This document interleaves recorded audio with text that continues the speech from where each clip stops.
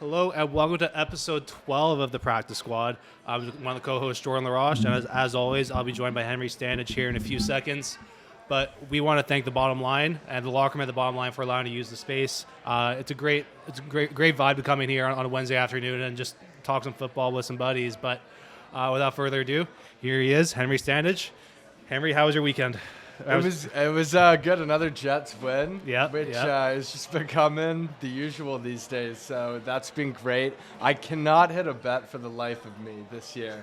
So it seems like there's been like some sort of deal with the devil where I get Jets wins, but I lose money every Sunday. Yeah, like I was a Travis Kelce touchdown away from cashing in on a $700 parlay. It was $10 down. It had like the Josh Allen over passing yards, Pat Mahomes over passing yards. And then Bill's money line and a couple other things, but it literally just came down to the Travis Kelce touchdown. He had a couple of really close calls, but no. Yeah, he's going to score touchdowns most weeks. That's an unfortunate one. Yeah, it is what it is. But how about you say we get into it? Yeah. And so you want to do the awards? Let's do it. You want to lead it off? Sure. I had a feeling you were going to choose Bills Chiefs as your Miller Lite game of the week. Fair enough. And, well, it was definitely the game that my eyes were glued to the television most for. I'm not sure it was actually the most entertaining game. It was like a little bit of a letdown.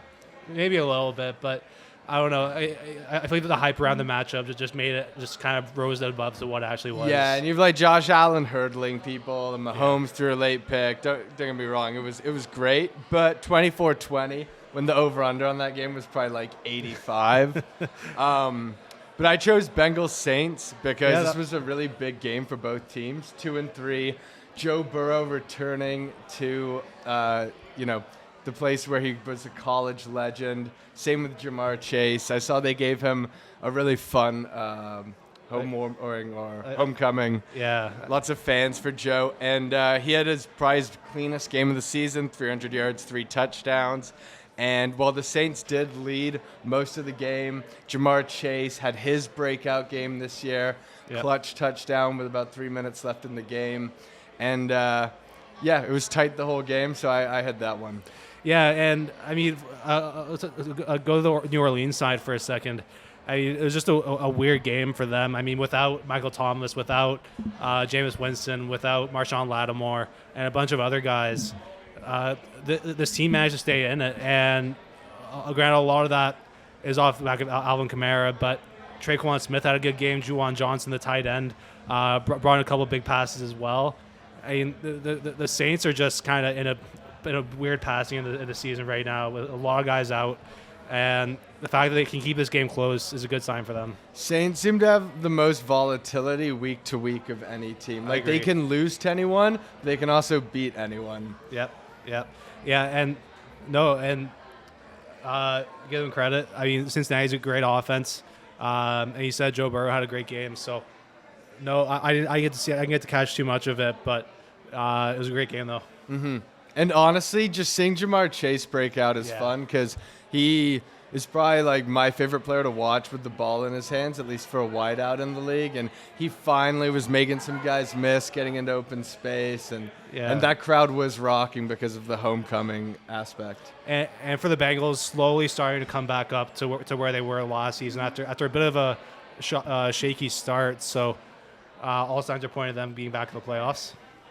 Yeah, I'm going to touch on that later because I have almost a merry, intimate moment with Kill for you with 3 playoff teams that I think are really on the fringes and have a lot to prove still.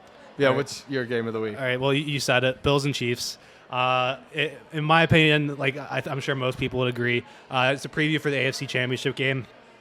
And I mean, for the most part, it did live up to the hype. I think we would like to see a little bit more offense from these two teams, but at the end of the day, it had the drama at the end of the game. Both defenses looked good. The offenses were clicking. Both quarterbacks over 300 yards. The ball was just constantly moving through the air.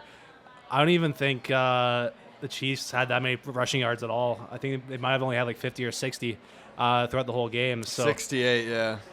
Yeah, so again, anytime the ball is being thrown that much, it's a lot of fun. It's a fun game to watch, and we have two of the best quarterbacks in the league going at it. It just makes it so much better. Yeah, and one of the main takeaways from the Bills this year has been they gave all this money to Von Miller, and so far he's just been absolute money in all these big games against the Rams in the season opener, 2 sacks against the Chiefs, and in these week to week they're not even playing him that much. Like when they're playing a team like the Jags, he'll play like 40% of snaps, but in these big games they have him all rested up. And he's just a menace. Yeah, and that's kind of a trend we've seen from, just the sporting world in general. Keeping guys fresh for those big games, keeping them fresh for the playoffs, all that really matters. But Von Miller, the Bills have gotten everything they wanted out of them and so much more. 6 sacks in the year, 4 tackles on Sunday. Yeah, that was one guy I wanted to talk about as well. But no, Von Miller, he's been, like I said, everything and more for the Bills. Yeah. And it kind of begs the question now after that game, is Josh Allen the undisputed best quarterback in the league? He's got to beat him in the playoffs. All right. But if he does beat him in the playoffs, yes. Okay. I'll take that. I'm not saying this game meant nothing, but it didn't mean more to me than like a 7 out of 10 at most. Right. I agree with that. Like Nick Wright had this amazing segment on First Things First where he's reading. He's a huge Mahomes guy, and he's going, I have to apologize to the Bills. Josh Allen's amazing, and it was actually a script he'd written from last year when the Bills had went into Arrowhead and kicked the Chiefs' butt. And his point basically being that the Bills did this last year, and the Chiefs still got him when it mattered most. That's kind of where I land. I don't have a dog in this fight. I just like seeing them play each other. And it's really hard to see the AFC Championship involving another team this year. We really only have 2 really strong teams in the AFC this year. Yeah. And, at the 2 best quarterbacks in the league, I think it's going to be the storyline whenever these 2 teams meet. But I'm excited for when these guys meet in the playoffs, man. That's going to be... That's probably game of the year. It's probably be a bigger watch than the Super Bowl. Yeah, if it's the AFC Championship, probably. And also worth noting, Juju Smith-Schuster broke out against who'd they play last week? He had his first touchdown for them. He had a big game, and then he had another big game this week as well, 113 yards. So it looks like Juju might be the guy that kind of breaks out of that middling receiving core. Valdez-Scantling isn't playing there very much. Sky Moore he's gets done like a catch a game. So, it looks like they're just going to ride with Smith-Schuster and Kelsey as the 2 main guys. And he's not a bad wide receiver by any means. He has experience. He's played with Ben Roethlisberger a lot in Pittsburgh, and you learn a lot from a guy like that. So how about you want to move on to our can't believe I'm watching it and enjoying it game? Yeah, the Jake Paul special. Game that just really exceeded expectations. I feel like there's a Jake Paul fight soon, but whatever. That's another matter. Colts 34, Jags 27. Okay. So the Jags have owned the Colts for the last several seasons in this matchup. I think it's been like 5-6 years at this point. Yeah.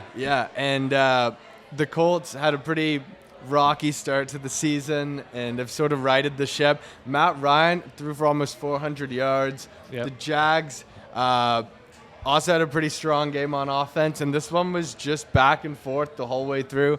Colts managed to separate themselves in the 4th quarter, but I was expecting another 21-7 Jags win, and we actually got a really fun, important divisional game.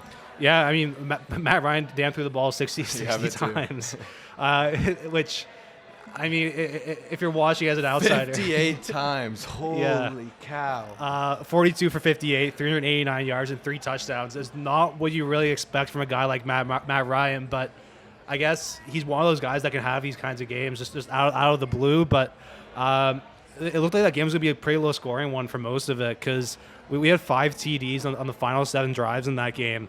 Wow. And it just kind of turned into chaos because in between that there was a punt, a fumble, interception. It was one of those games that I had no aspirations of watching.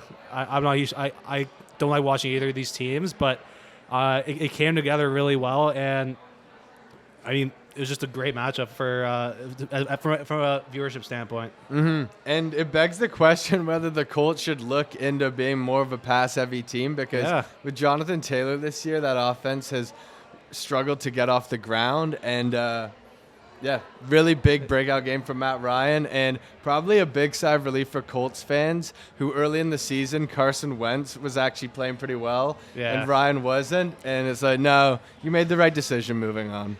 It looks like Jonathan Taylor's going to be back this week as well.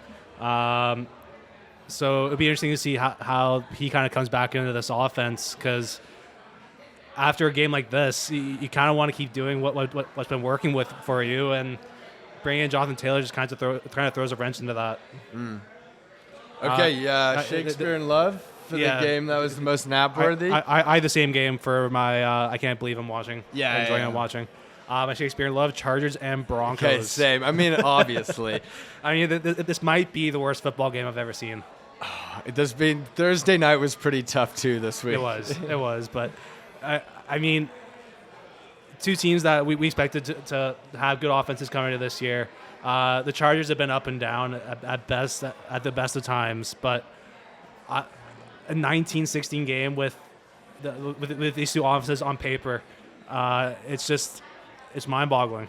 From a memes perspective, we had all week, because this was the Monday night game, and people are going, the fourth Broncos primetime game yet this year. They're yet to score more than 17 points. Their defense is averaging less than 12 points a game allowed. It's arguably been the best defense in the league this year from just like a not allowing points perspective. And it was like, oh, watch this be another stinker. And then it also just completely exceeded expectations. Neither team could move the ball at all, even late in the game and overtime. Yep. The game was won off a muffed punt, essentially. Just terrible. Yeah, I totally forgot about the drop punt in overtime. Yeah, that game was ending in a tie if somebody didn't muff a punt. No, but I mean, it has to kind of beg the question with Russell Wilson. I mean, it's becoming a pretty regular thing now where he's just missing wide open receivers. They showed one route where his tight end just ran in the middle of the field, 2-3 yards in, did a curl, standing there wide open. Russell Wilson, he starts scrambling. He ends up getting sacked. I mean, he's kind of lucky that he was kind of brought into a freak athlete's body, because if he was doing anything else, man. Well, at least he only has 6 years and 11 more games left on his contract. It's something, I guess. But the only good thing I had to say about this game is the defense on both sides. The Broncos' defense looked good all year, and Khalil Mack looks like he's working in the Chargers' defense. So at the end of the day, if the Broncos just hold everyone they played to 0 points, they have a shot. Yeah. Plexico Burris Award for team that shot themselves in the foot this week. You go first. I went with the Panthers and the Rams. And a little bit of a weird reasoning. And for the Panthers, obviously the whole Robbie Anderson incident, walking off the field. Jets fans knew what Robbie Anderson was like. We knew this was coming. Obviously, it's not a good situation in Carolina right now. Losing Matt Rule last week, Robbie Anderson walking off the field this week, and P.J. Walker can't throw the ball. DJ Moore is costing me fantasy points. Yeah. It's just nothing's going well for this team, and it's just going to keep snowballing at this point. Mm-hmm. So you're saying that basically the Panthers shot themselves in the foot because they have the worst situation in the league? That, and a little bit on the Rams side, they just don't look like a Super Bowl contender anymore. I mean, this team looks so good, dominant last year, but this year they've been flat. It just looks totally just unorganized, discombobulated. Not what you expect a Super Bowl champion to come out with. Allen Robinson sighting though. Sorry? It was nice to see Allen Robinson. He's finally done something. He did something. For the most part, he's done absolutely nothing. And everyone keeps alluding to the Matt Stafford only throwing to wide receivers thing. Yeah. I think it's kind of BS, but I think that team might look at Christian McCaffrey, to be honest, if there's a fire sale, because their running back situation is brutal. I had that in my notes. So Cam Akers I don't even touch the field in the last game. It's done. He's been relegated to practice squad. Yeah. And not this show, like the Rams practice squad. He's not like a guest. I mean, we'd love to have him on the show. Yeah, honestly, he's welcome to come. But bringing Christian McCaffrey is something exactly like the Rams would do. They did it with OBJ last season. It seems right in their wheelhouse. Mm-hmm. Totally. For this one, I had the Ravens. Yeah. And I've always said they kill the mediocre to bad teams, and that's just not the case this year. No. They blew a game at home to Miami. They blew this game. And honestly, they had this game wrapped up. Lamar fumbled, picked it up, ran 8 yards backwards, spun, threw a pick, and they just let the Giants take another one. The Giants now 5-1. They have trailed in every game in the second half, I believe, which is very rare for a 5-1 team. Yeah. They just keep pulling games out of their sphincters, and I have Ravens just the AFC North is begging to be taken this year. It's begging. I mean, they're leaving it wide open for you guys. Well, yeah, we're not in the AFC North, but yeah, those AFC playoff spots are there to be taken. But the Bengals 3-3, Ravens 3-3, Browns now are fading pretty badly. Yeah. But I don't know how the Ravens are 3-3. They haven't had a tough start to the year schedule-wise. And they've just blown 2 easy wins. And it's not like the offense is struggling. And when watching the Ravens this year, it's the defensive side of the ball. They just can't get it done this year for whatever reason. And we spoke about last week when we did our kind of review of the year. This Giants team's been getting it done with a really, really beat-up receiver core. No real options for Daniel Jones other than Saquon, realistically. And they just carved up the Ravens backfield on Sunday, which, again, the Ravens defense hasn't looked much better, but I mean, the Giants have no receivers at the moment. No, they don't. And I mean, you have to look at the Ravens in this situation because I think it's probably more on them than it was the Giants having a good game. Yeah, that Lamar pick was honestly one of the most unnecessarily damaging plays of the year. But okay, last award. There's no way we don't have the same one for this. Who did you have? I have for the Sammy Paradise, I'm ruined team that messed up the most parlays, teasers, straight ups. I have the Bucks, who screwed me out of a 4-team parlay. I had them to win by 3 or more against the team I thought was the worst team in the league, and they lose to Pittsburgh. Right. And Trubisky playing the second half, and this one really hurt. Yeah, I figured you were gonna take that one, so I wanted to be a little different with this one, but we'll go with yours first.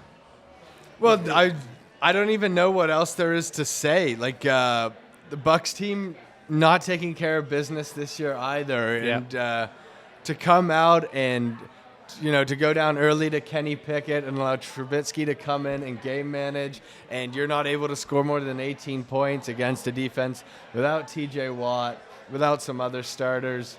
I just can't believe the Bucks weren't able to win this game. Credit to Tomlin, though. Sometimes these really good head coaches just figure it out eventually. And I mean, Tomlin's had enough experience against Tom Brady to, kind of know what to expect with him. But no, you're 100% right. And it's the Buccaneers. It's O-line, and they just look flat this year. I mean, Tom Brady's been okay, but they just can't seem to pull it out. I mean, I don't know what this team really needs to do to kind of move past this, because offensively they're doing all right, and then if you look at on paper defensively, it's pretty good back there. So, and earlier in the season, you would go, okay, Godwin and Evans are out. Yeah, and you'd obviously give them some slack there, but they're back. They are. They've been back for a little bit now as well. Yeah. Yeah, and Brady, I'm sure you saw the clip of him just screaming at his offensive linemen, really embarrassing and shaming them. And it's just well, Brady's taking every Wednesday off. He took 2 weeks off in August, the most important month of preseason. And it just like, I feel like he probably doesn't have the locker room eating out of the palm of his hand like he usually does on most teams. And the team's not playing as hard as they have before. He got the head coach fired as well. Yeah. Just a weird situation. Yeah, and I mean that's actually a great point because, I mean, we mentioned it with all the stuff that's happening off the field with Tom Brady.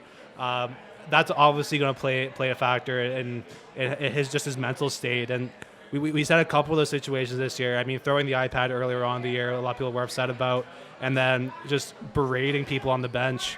It's not the first time we've seen him do this year, I should say, but no, it feels like he's losing just his mental state, and with a quarterback and a team that everyone looks to you as the leader, you have to be a lot more mentally aware and just mentally strong than that.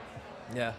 All right, you want to talk about Seahawks Cards? Although I got to say, I don't know who was betting on the Cards to win in Seattle this weekend. No. They should be ashamed of themselves. And I mean, looking at this on face value, both defenses are bad. Teams have a boomer bust offense, so it's a little shaky going into it anyway. But I mean, the Cardinals a little bit just looked dead in the water.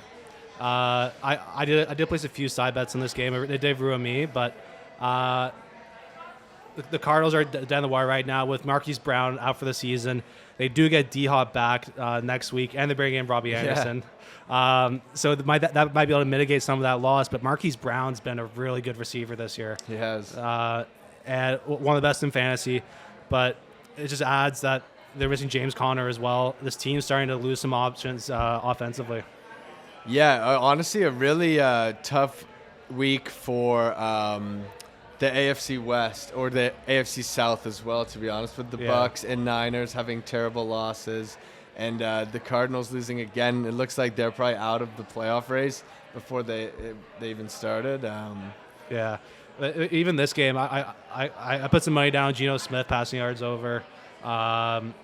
And just he only threw for like 150, 160. And I just offensively, it was just a weird game from two teams that offensively shouldn't really have any issues. And Seattle hasn't really had many issues offensively at all this year. Yeah, it's true.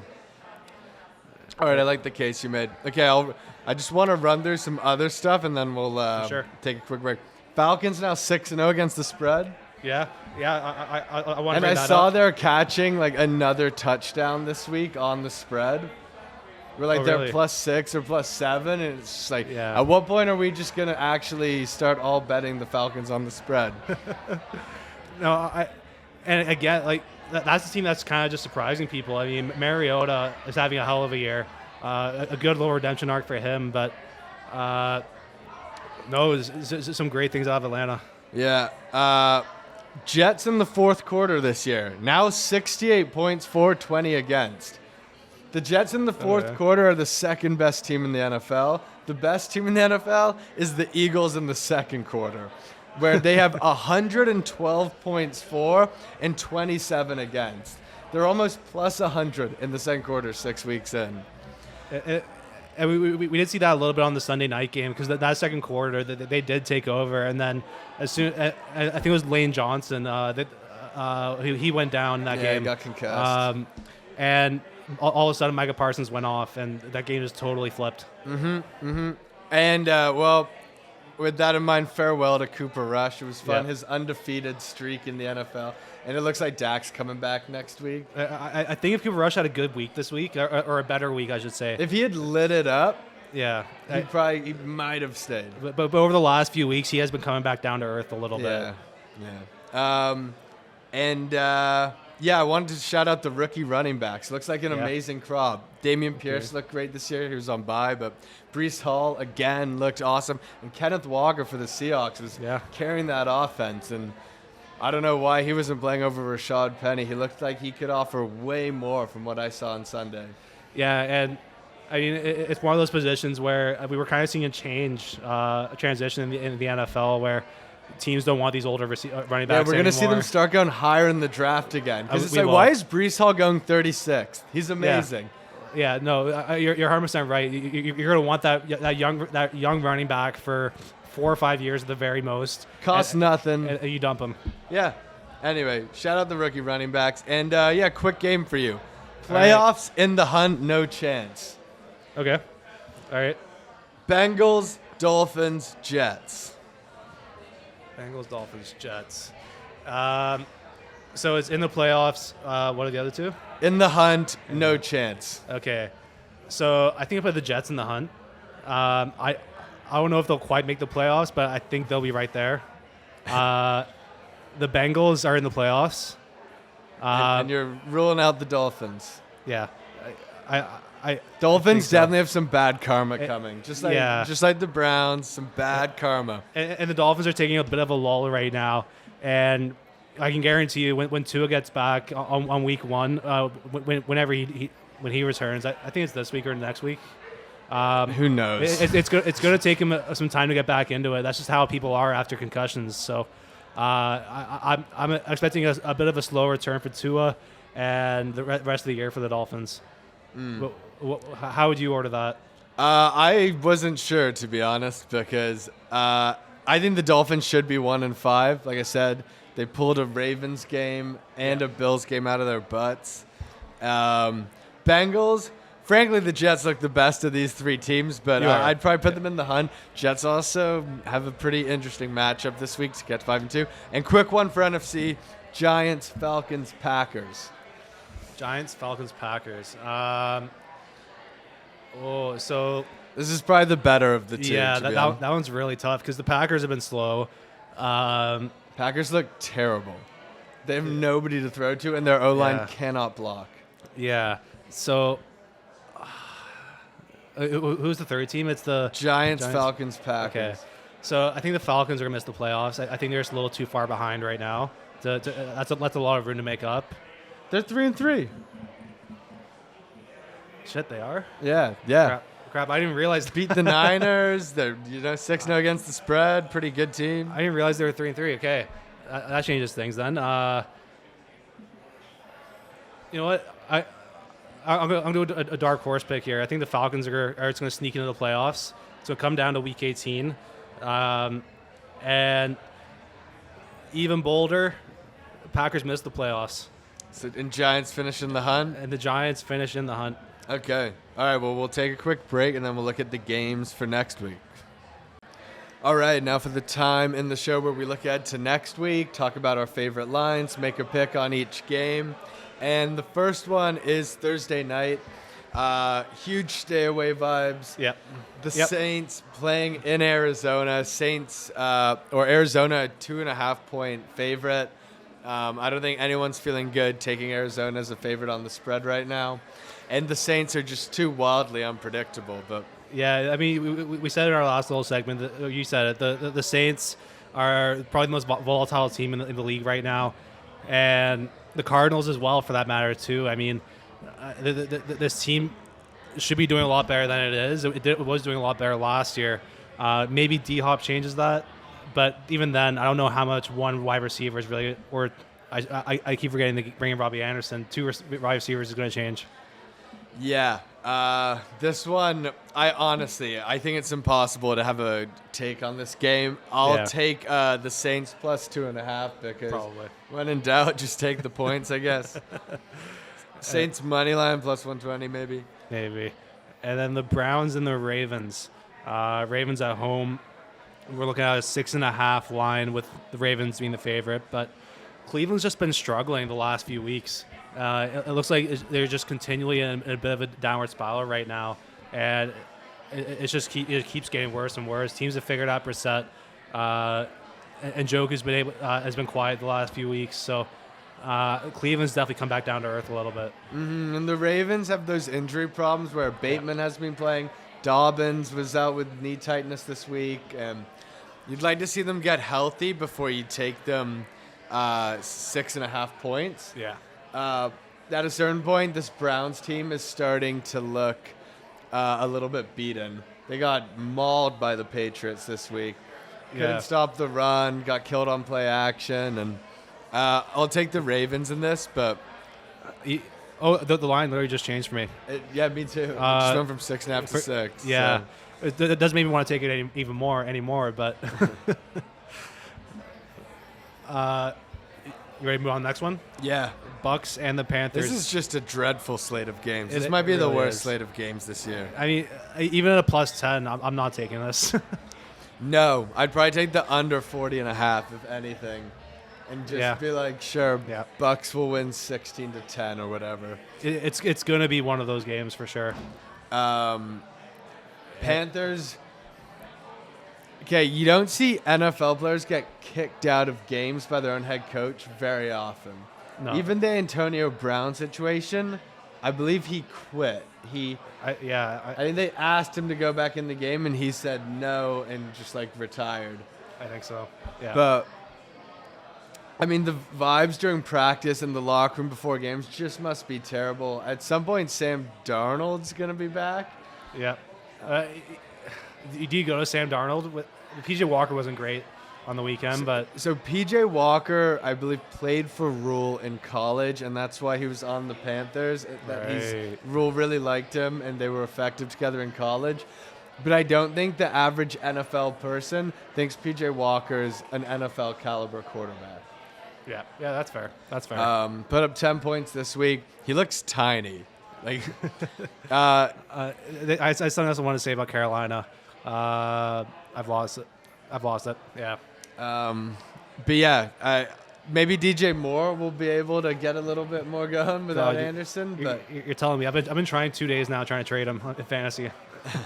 I'll take the Bucks -10 just because if this is 14-0 in the first quarter, I'm gonna regret taking Carolina on anything other than just like to be sold or whatever. The shots they cut to the owner during the Rams game, and I love seeing these billionaires who everything has worked out for them their whole lives, and his football team is just a mess. Yeah. Guy probably runs the most tightly ran businesses, and Oh yeah, but his football team's a joke. yeah. So I enjoy that. We go to Cincinnati where they face off against the Falcons, who are 6-0 against the spread. 6-0 against the spread and getting 6 points. So I'm going to take the Falcons because I think I've gone against them most weeks. Yeah.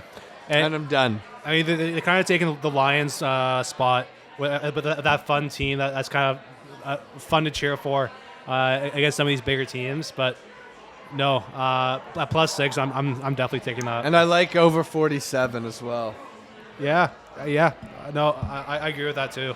I can see another big game from Joe Burrow here and Jamar Chase, especially on that Falcons secondary. By the way, this line opened Falcons +10, which would have just been the best to grab. Maybe they are catching on to something. Yeah. Lions Cowboys. I In really Jerry like the World. Lions. I really like the Lions in this game, catching 7. With Dak's first game back though. Dak doesn't scare me. I know, but it's the emotion. Everyone's going to be pulling for Dak to have a good game. Everyone's going to all the Cowboys are going extra hard. I don't know. I don't love this game, especially because the Lions before the bye week were kind of faulting a little bit. Mm-hmm. I mean, they didn't look like their average selves. Had some injuries after the bye. Maybe they look better, but I don't know. I think this is probably a stay away for me. Okay. Yeah, give me the Lions money line and the +7. And A potential over though. Yeah, 49's pretty high, and if you end up with Cooper Rush versus the Lions team without Swift playing, you're gonna be like, ooh, I need to get to 50 points. But yeah, I feel that. The Giants and the Jaguars in Jacksonville. They're just begging you to take the Giants here. They are. No, I already have. So the Jaguars, a good matchup against the Colts. I don't think you can really take too much away from them in that game. That game could have gone either way. But surprising to see the Giants as the underdog here. Yes, and this game opened Jags -1.5, which makes more sense. Yeah.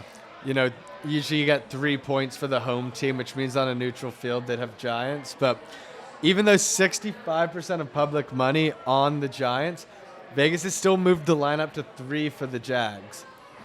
So read into that how you will. You don't see that happen often where they go rogue on the public. So just I don't know. Be careful with this one. Just be careful. Like I said, I've already hit it. So if you want to ride with me, +3 Giants. Yeah, plus 140 money line. Pretty appealing. Yeah. Colts, Titans. Huge stay away. Yep. I No idea. No idea what to expect from either of these teams on any given day. Big game. Huge game. It really is. What's the Titans' record again? They're 3-2. They're on bye. Yeah. Colts 3-2-1. Yeah. Oh, yeah. Definitely a big game. Then a potential under. That's a low under though. We'll see if Jonathan Taylor's back. Yeah. Could be a running game duel, but I don't know. AFC South division matchups are just to stay away in general, I think. All right. Green Bay and Washington. Oh, Packers -5. Yeah. All day. Yeah. At a certain point, I'm going to grab the Packers, even though what gets underrated, a lot of people are talking about how they have no receivers to throw to, and that is true. The Jets honestly might have the best cornerback duo in the league right now. Cornerback, yeah. With Sauce Gardner and DJ Reed, they're Yeah. just not allowing catches in man coverage. Yeah, and was it Sauce Gardner who did the Lambeau leap? Brees Hall to Lambeau Brees leap. Hall. Sauce stole the cheese head. That's right. Yeah. Packers will look better this week against the Commanders, and I'm quite happy to grab them under a touchdown. Yeah, I'm with you there. 100%. I just don't think the Commanders can score points. No. I think the Packers just got to get to like 24 points.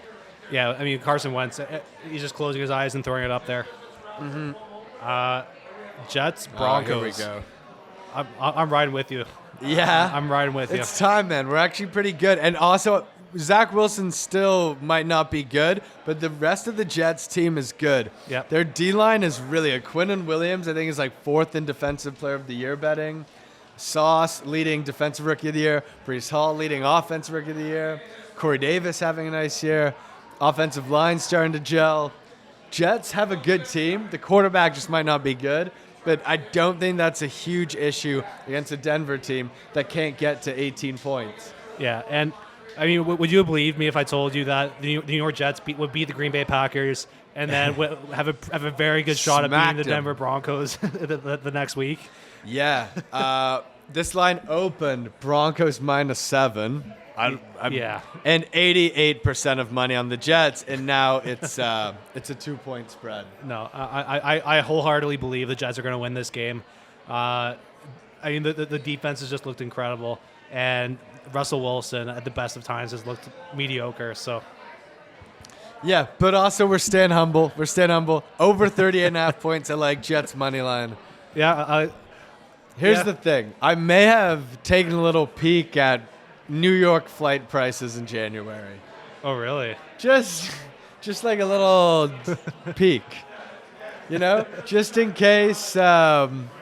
Look, we have the Denver this week, the Patriots next week, and then potentially what could be a huge matchup against the Bills going into a bye week. And then we have Jags, Bears, Vikings, Lions, and another poor team to finish the season. I'm just curious to see what the flight prices are. Yeah, no. When it gets to the postseason. If the Jets do it, I'll go with you. Great. We'll stay at Dan Hansen's house. Exactly. He's always offering. So there you go. The Texans and the Raiders, -7. Probably going with the Raiders here. Yeah. Under 45.5. This is a good bounce back game for them. It is. Just build some confidence. Going off a bye. Yeah, it seems like the right time for the Raiders to go on a little bit of a run here. Mm-hmm. Yeah, totally agree. Seahawks Chargers. This one's it's a little tougher than I. Tough one. Good line. Yeah. Good job by Vegas. Tough Yeah. line. So Chargers -6 at home. Chargers home field advantage means nothing. Keep in mind. There's going to be as many Seahawks fans, if not more. And this could be a real shootout, to be honest. 100% it could. If Geno Smith. I'm ripping over 51. I'll tell you that. It's high, but that's high. I don't know quite about the over, but I I mean, Seahawks +6. If Geno Smith can come out and play better than he did last week, which like we know he can, I mean, the Seahawks will have no problem playing the Chargers. At what point, though, are the Chargers going to open the floodgates? Yeah. When is Justin Herbert going to have, like, has he completed a touchdown pass over 30 yards this year? I don't believe so. I feel like I've never had that red zone moment where it's just like, what an arm. And there's so many last year, and even in his rookie year. At some point, this team's going to dump 45 points on someone. Yeah. Keenan Allen's back right now, right? Or I don't know. I've been hearing that Keenan Allen's back for 3 weeks now. Yeah, so. I don't think he was in last week. So. And Mike Williams, great number 2 guy, but Yeah. when it's a 3rd and 8, you don't want to run a fade route to Mike Williams. And, like, a lot of people were trying to hype up Josh Palmer. Like, he hasn't done much. no, Chargers offense needs Keenan Allen back. If he's back, I'll take the -6. Yeah, even then, I like the Seahawks to keep this close game. They've been able to do that all year. So at a +6, I'm probably taking the Seahawks. Chiefs at Niners. Ooh. Chiefs coming off a loss, playing a team that just lost to the Falcons. Getting 3 points. I can get the Chiefs at +100 for -3. Coming off a loss. I'll do it. Yeah, screw it. I like the Chiefs to bounce back from that to keep rolling against. Lost my train of thought there. Come back from the Bills against a 49ers team that struggled last week. Pat Mahomes, I think he's just going to have a game and a half. They do have a bit of history with the 49ers as well, a couple of times in the playoffs. So I think the Kansas City Chiefs battle one out here, but I do think it's going to be a close game, though. And Sunday night, what a terrible game. Yeah. Oh, man, we got 2 stinkers this week. So it's the Steelers and the Dolphins first, and then we go to the other one. Steelers, Dolphins, so Dolphins -7 over the Steelers. I'll probably take the Steelers +7. Don't feel great about it. Yeah. Like I said earlier, I think even if Tua does play this week, it's going to be a bit of a shaky return for him. Steelers keep it close. Yeah, the Steelers can keep that close for sure. They managed to just smoke the Dolphins, or not the Dolphins. Did the Patriots play last week? Patriots smoked the Browns. Yeah, that's right. So yeah, I do think the Steelers will be able to keep this close. All right, and last game, Bears at Patriots. Patriots -8, lock of the week. Yeah, I'm with you. I don't think the Bears are going to score more than 6 points, so I just need the Patriots to get to 14 points.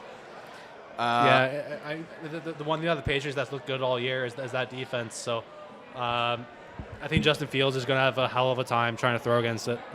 And I'm going to do a quick peek at the Bears team prop for points, because whatever it is, I'm probably taking the under. Bears, it's 14.5. Still, I'll take the under. I would do that. The under for the game is 40. How do you feel about that? I honestly think the Patriots can get to like 28 points at the moment, so probably stay away, maybe push it up to 45 and feel pretty good about the under. Yeah. And then quickly, what's the best game this week? Oh, I mean, I like the Chiefs and 49ers. Good offense against a good defense. Okay. Yeah. That's probably it. That game has potential. Seahawks, Chargers, and Giants, Jags. Falcons, Bengals. That was also like pretty big games. Giants, Jags. Get real. I can't believe I have to be saying that ever in my life, but okay. And as always, thank you for watching another week of the Practice Squad. We'll be back next Thursday morning around 11 a.m. to noon. As always, I'm Jordan LaRoche. This is Henry Sandage. We want to thank the Bottom Line, the locker room at the Bottom Line, and, of course, our good friends at Miller Lite for supporting us and allowing us to pursue this as a dream. But until next week.